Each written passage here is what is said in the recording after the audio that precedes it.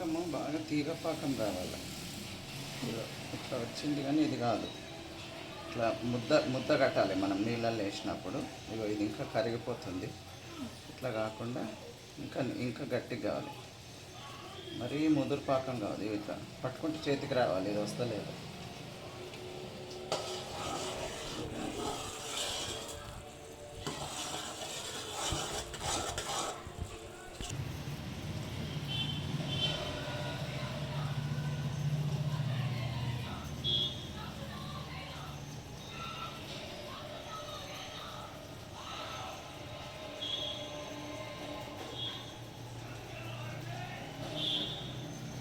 ఇట్లా పట్టుకుంటే ఇట్లా కావాలి పట్టీలాగా.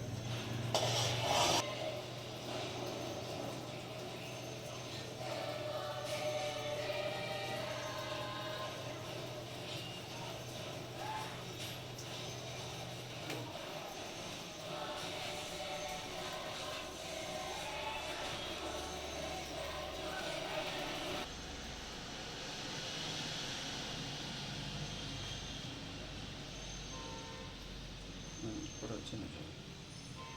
ఎట్లా వస్తుంది పాకం.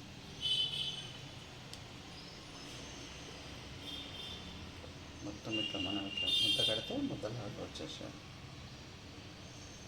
సరే దించేద్దాం.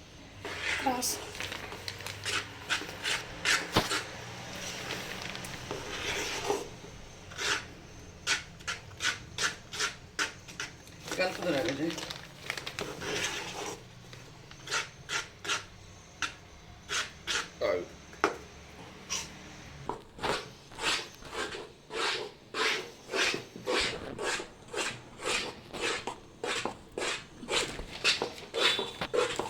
అమ్మా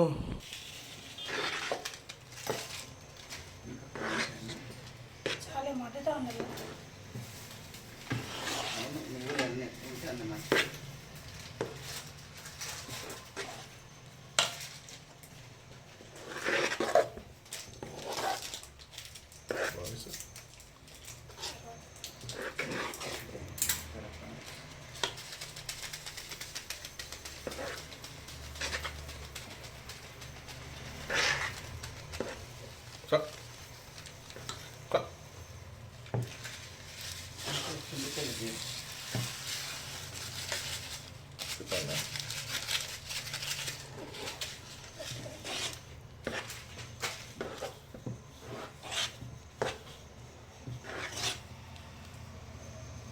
జర కలుపు విజయ్. నువ్వులన్నీ కలిసేటట్టు.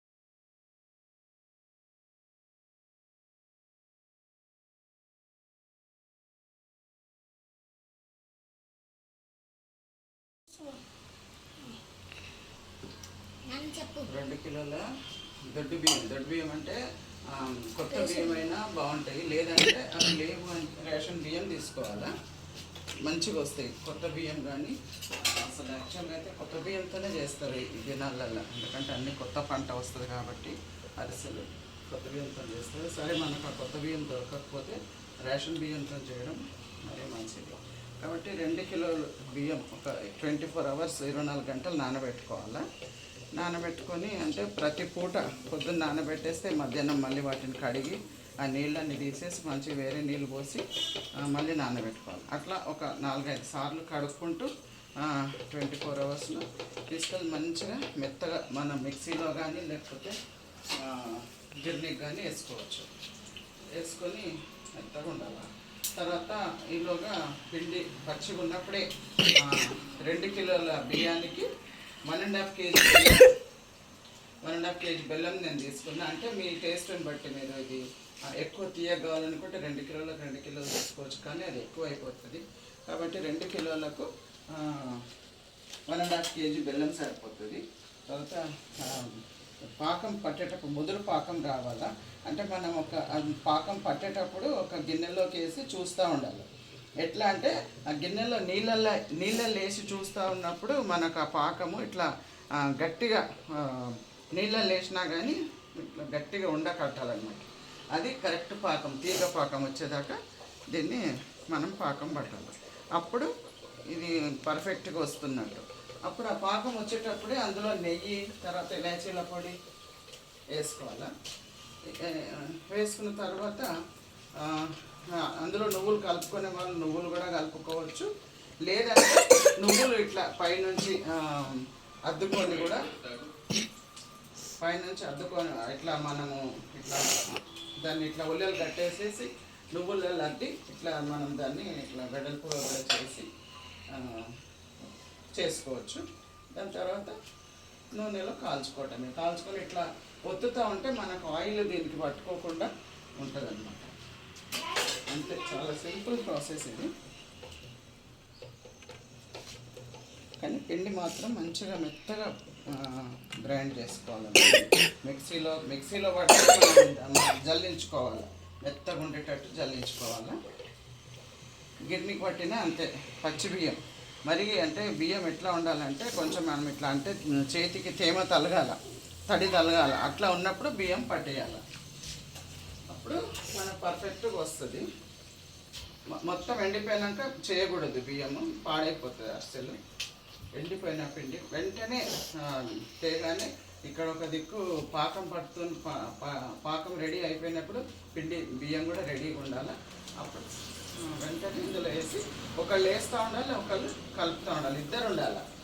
ఇద్దరుంటే చాలా మంచిగా చేయి నవ్వకుండా, తర్వాత ఉండలు కట్టకుండా ఉంటుంది అన్నమాట.